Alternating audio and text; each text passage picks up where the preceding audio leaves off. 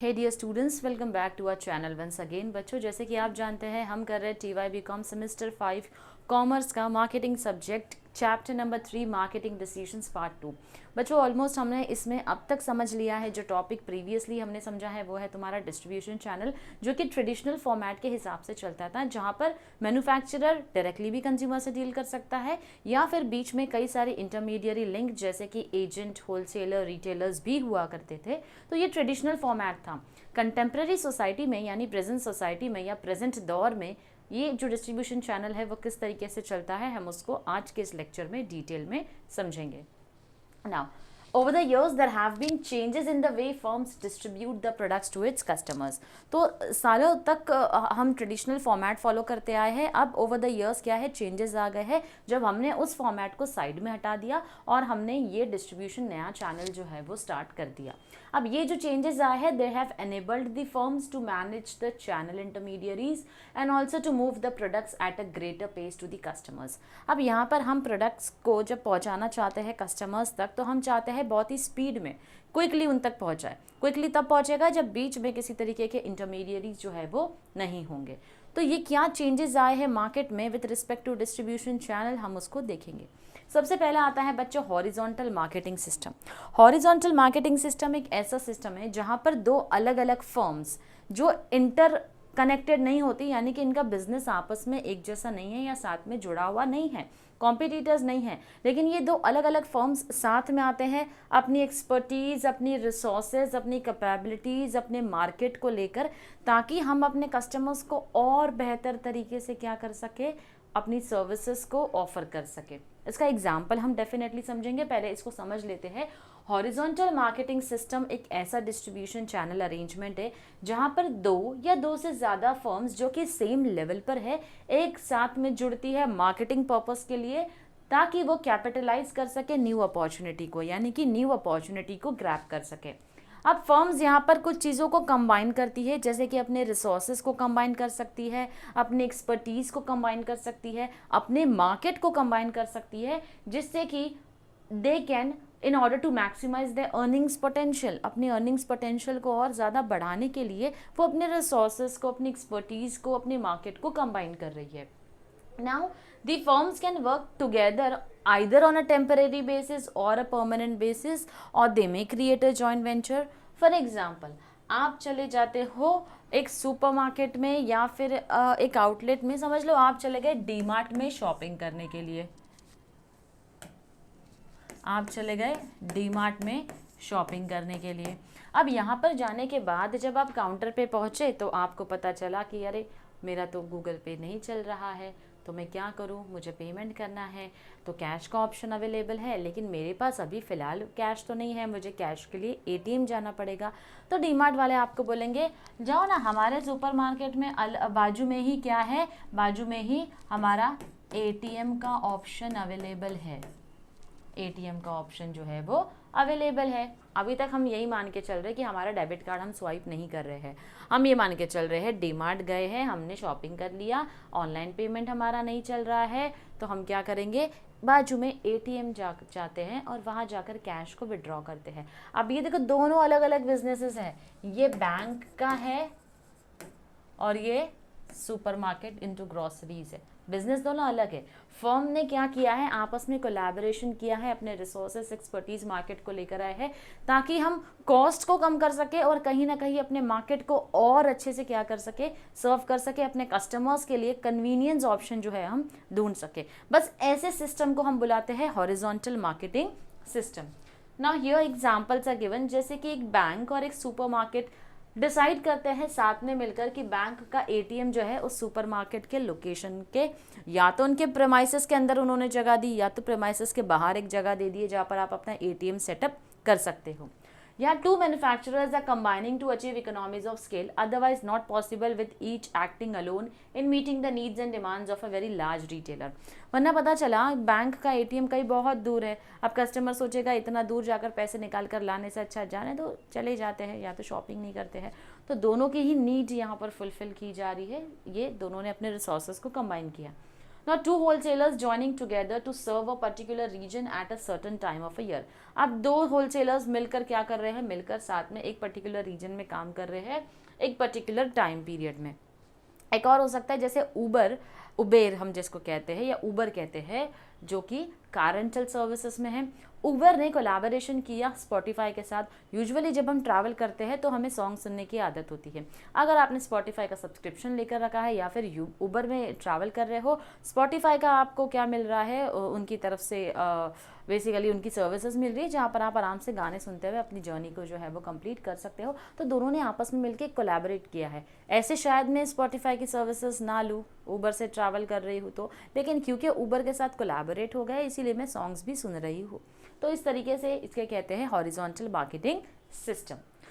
Next आता है हमारा थर्ड पार्टी डिलीवरी चैनल, जिसको हम 3PL थर्ड पार्टी लॉजिस्टिक्स भी कहते हैं.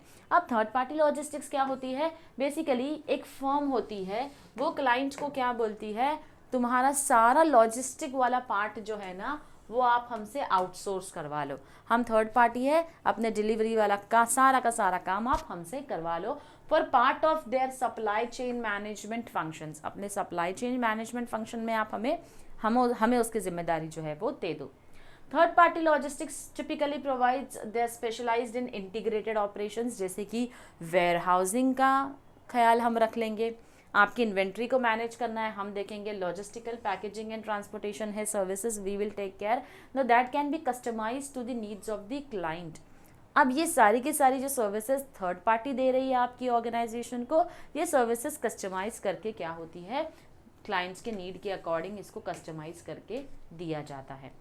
अब जैसे कि हम नाम ले तो फेडेक्स सर्विसेज का इस्तेमाल किया जा सकता है, जो कि क्विक सर्विसेज है, थर्ड पार्टी लॉजिस्टिक्स में है. We have DHL organisation who are again into logistics. तो ये लॉजिस्टिक्स ट्रांसपोर्टेशन का काम आप एज ए मैन्युफैक्चरर, आपके पास टाइम नहीं है, होलसेलर रिटेलर्स नहीं है, आप इन्हें अपना लॉजिस्टिक्स या सप्लाई चेन मैनेजमेंट हैंडल करने दे सकते हैं. Now the services are customized to the clients based on market conditions and the demands. Services customize कैसे होती है, market conditions और demand के basis पर, demands and service delivery requirements for their products and materials. Now there are also third party logistic providers who may specialize in only one or two areas of logistics, warehousing or transportation or inventory management or material handling. कुछ third party logistics provider service providers ऐसे भी होते हैं जो एक या एक से ज़्यादा सर्विस में स्पेशलाइज्ड हो सकते हैं. कुछ होंगे जो ऑल सर्विसेज को ऑफर करते हैं अपने क्लाइंट्स को, कुछ होते हैं जो सिर्फ वेयर हाउसिंग दे सकते हैं, कुछ होते हैं जो वेयर हाउसिंग और ट्रांसपोर्टेशन दोनों दे सकते हैं, कुछ है जो ट्रांसपोर्टेशन और इन्वेंट्री ऑफर कर रहे हैं, कुछ है इन्वेंट्री और मटेरियल हैंडलिंग ऑफर कर रहे हैं. It is vice versa depends upon the specialised और the expertise of the third party logistics. Now these 3PL services go beyond logistics and include value-added services related to the production or procurement of goods. अब ये लोग logistics के आगे बढ़कर कई सारी value added services देते हैं which is with respect to the procurement of goods को परचेज करके अपने पास रखना. That is services that integrate parts of the supply chain. Now in such a case provider is called third party supply chain management provider. तो ऐसे cases में हम उसको third party logistics provider कह रहे हैं, वहाँ पर हम उसको third party supply chain management provider भी बुलाएंगे. ना बेसिकली इसके अंदर 4 टाइप्स होते हैं, हमको इसको पढ़ने की ज़रूरत नहीं है because these are given only for the sake of reference. तो ये आपको नहीं पूछा जाने वाला है, इसके ऊपर ज़्यादा एम्फेसिस करने की ज़रूरत हमको नहीं है. Now the next type is your multi-channel marketing. Now under your multi-channel marketing which uses different marketing channels to reach the customers. यहाँ पर अलग अलग marketing channels का इस्तेमाल किया जाता है ताकि आप अपने customers तक अपने products और offerings जो है वो पहुँचा सको. Okay. A channel might be an online store and an offline store. Channel offline भी हो सकता है, ऑनलाइन स्टोर भी हो सकता है. It may offer direct marketing service to the customers with the help of its sales force at the door step of the customer, जहाँ पर आप पर्सनल सेलिंग का इस्तेमाल करते हुए कस्टमर के घर तक अपनी सर्विसेज अपनी गुड्स को पहुँचाते हो. अब मल्टी चैनल मार्केटर्स में communicate with the customer through direct and indirect communication. दोनों ही तरीके से आप अपने कस्टमर्स तक पहुँच सकते हो, डायरेक्ट भी इनडायरेक्ट भी. वेबसाइट्स हो गए, मेल ऑर्डर, कैटलॉग्स हो गए, डायरेक्ट मेल हो गए, email, mobile, indoor, outdoor advertising, publicity and so on. These are some of the channels through which you communicate to your target audience. Objective क्या होता है कंपनी का मार्केटिंग के पीछे? Make it easy for a consumer to buy from them in whatever way is most appropriate. हम चाहते हैं customers हमसे आके प्रोडक्ट खरीदे, जो भी अप्रोप्रिएट तरीका उनको लगता है, चाहे डायरेक्ट चैनल से आए या इनडायरेक्ट चैनल से आए, लेकिन हम तक आनी चाहिए। Now, to be effective, multi-channel marketing needs to be supported by good supply chain management services. अगर आपको बहुत ज़्यादा इफेक्टिव ये मल्टी चैनल मार्केटिंग सर्विसेज देना है तो उसके लिए बहुत ज़रूरी है कि आपका सप्लाई चेन मैनेजमेंट सिस्टम बहुत ही स्ट्रांग होना चाहिए, so that the details and prices of the goods on offer are consistent across different channels, ताकि आपका ये प्राइजेस है अलग अलग चैनल्स पे कंसिस्टेंट रहे। अलग अलग चैनल्स के थ्रू जा रहे हो तो आपका प्राइस चेंज नहीं होना चाहिए। It also needs to be supported by detailed analysis of the return on investment from each different channel measured in terms of customer response and conversion of sales. जहाँ पर आप जिस चैनल के through भी invest कर रहे हो, return of investment आपको मिलना चाहिए। अगर आप सोशल मीडिया का इस्तेमाल कर रहे हो, सोशल मीडिया से ज़्यादा सेल्स आ रहा है, तो आप अदर चैनल्स को क्या करेंगे? एलिमिनेट करेंगे, स्पेसिफिकली उन चैनल्स को जिनसे मुझे ज़्यादा रेवेन्यू जनरेट नहीं होता है, जिससे मेरा ज़्यादा सेल्स नहीं होता है, या जिसको कस्टमर्स ज़्यादा इस्तेमाल नहीं करते हैं। That is my multi channel marketing. ना there is something called as multi level marketing. Multi level marketing MLM एक ऐसी मार्केटिंग स्ट्रैटेजी है। सिंपली अगर हम इसको समझे तो हमने ऐसा सुना था ना, एक जय हो मूवी थी सलमान खान की, जिसमें उसने कहा था कि थैंक यू मत कहो, 3 लोगों की मदद करो, उससे कहो आगे 3 की मदद करे। तो बस यही हमारा मल्टी लेवल मार्केटिंग है, जहाँ पर आपको क्या करना है, आपको 3 लोगों को ऐड करना है अपने साथ में। आप प्रोडक्ट उनको बेचो, वो प्रोडक्ट बाहर कहीं बेचते जाए, पॉइंट्स उनके ऐड होते जाएंगे। तो जितना एक एक इंसान का पॉइंट ऐड होगा, जितने लोगों को मैंने हायर किया, मुझे उसके पॉइंट्स जो है वो, उसका बेनिफिट जो है वो मिलते जाएगा। तो यहाँ पर आप जिनको हायर करते हो, आप उनको सेल्स करने भी बोलते हो, और वो चाहे तो खुद भी परचेज कर सकते हैं। Sometimes they are your sales person, sometimes they are your customers also. ये है मल्टी लेवल मार्केटिंग, एक ऐसी स्ट्रैटेजी जहाँ पर सेल्स फोर्स इज कॉम्पेंसेटेड, यानी सेल्स फोर्स को पैसे मिल रहे हैं, not only for sales they personally generate but also for the sales of the other sales people that they recruit. यानी मुझे सिर्फ इसलिए पैसा नहीं मिल रहा है कि मैं एक प्रोडक्ट को बेच रही हूँ, मुझे उसके अलावा इसलिए भी पैसा मिल रहा है क्योंकि मैंने 3 लोगों को अपने साथ ज्वाइन करवाया है। अब ये 3 लोगों के सेल्स के ऊपर मेरा कमीशन जो है वो बेस्ड होगा।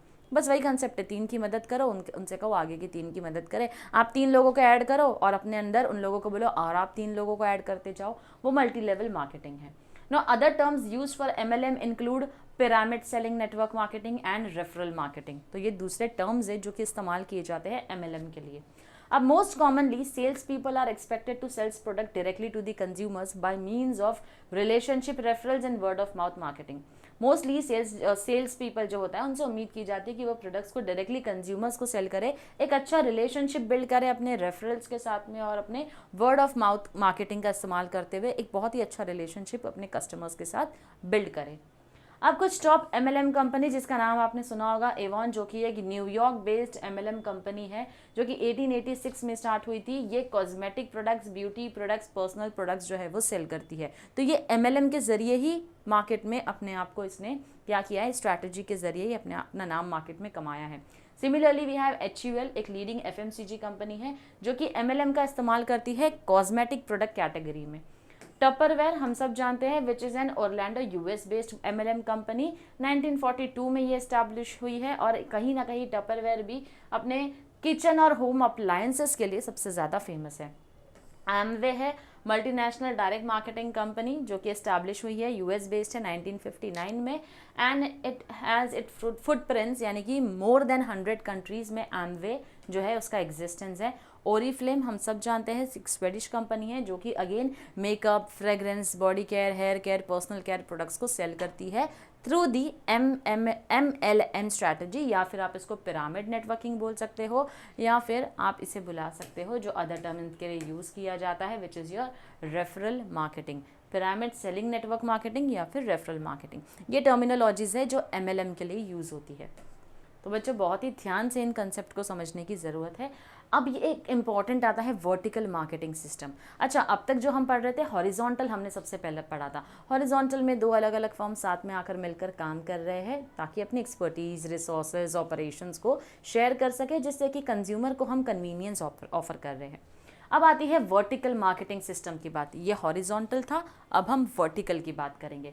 Now in some instances efficiency of the distribution channel is disrupted.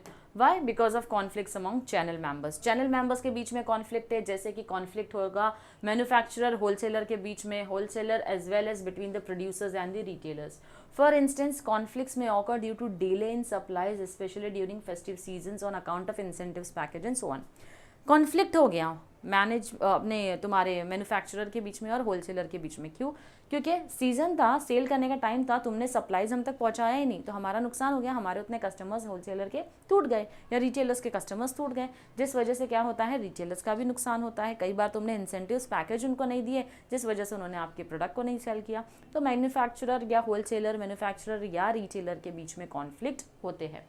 अब यूएसए में one firm did not supply high-tech toys for pre-Christmas sale. As a result of this, the retailers not only lost sales but also were left holding large inventories of toys after the Christmas season was over. अब क्या हुआ, USA में एक firm जो कि toy cell करने का काम करती थी, रिटेलर, इसको सही वक्त पर टॉयज जो है वो भेजा नहीं गया। वो नहीं भेजने की वजह से क्या हुआ, क्रिसमस के सेल में जो टॉयज़ उसको बेचना था वो नहीं बेच पाया। सिर्फ कस्टमर्स का नुकसान नहीं हुआ, उसके बाद में क्योंकि वक्त पर टॉयज़ नहीं आए, अब क्रिसमस के बाद ये large amount of inventories of toys उसको अपने पास में जमा करके रखनी पड़ी। अब ये एफर्ट्स को रिड्यूस करने के लिए, इस कॉन्फ्लिक्ट से बचने के लिए and improve the efficiency of the distribution channel resulted in the development of vertical marketing system. तो इसीलिए ये वीएमएस का कॉन्सेप्ट आया। Now VMS takes place when two or more stages of a distribution channel are combined and managed by one firm। ये जो हमारा channel है ना, manufacturer, agent, wholesaler, retailer, consumer, तो कई बार हम कोशिश करते हैं कि इस वर्टिकल को हम कंबाइन कर दें। जैसे हॉरिजॉन्टल में दो अलग फर्म कंबाइन होती है, यहाँ पर आपके चैनल्स ऑफ डिस्ट्रीब्यूशन को हम क्या करते हैं, कंबाइन करते हैं, अलग अलग स्टेजेस को हम कंबाइन कर रहे हैं। VMS has become a popular method of organizing a distribution channel. Now there are three types of VMS: administered VMS, contractual VMS and corporate VMS. So here when we talk about VMS, vertical marketing system, we have certain excellent examples जहाँ पर हमारे पास ये तीन major type हम देख रहे हैं, administered है, कॉर्पोरेट है।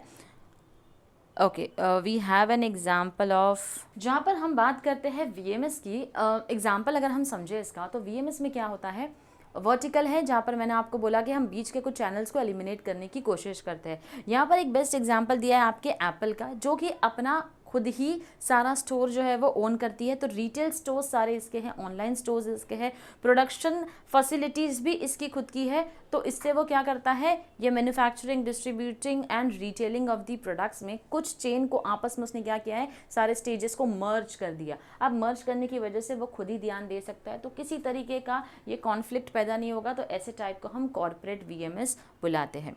अब आता है कॉन्ट्रैक्चुअल VMS, जहाँ पर हम फ्रेंचाइजिंग देते हैं। जैसे मैकडॉनल्ड्स क्या करता है, अगर आपको मैकडॉनल्ड्स का आउटलेट ओपन करना है, आप फ्रेंचाइजिंग ले सकते हैं कॉन्ट्रैक्चुअल बेसिस पर। आप बोलेंगे XYZ नेम के अंदर मुझे मैकडॉनल्ड्स ही रहेगा, लेकिन वो नीचे जो नाम होता है एक वो आपका होगा, नो प्रॉब्लम, आपको फ्रेंचाइजिंग मिल सकती है उसकी कॉन्ट्रैक्चुअल बेसिस पर।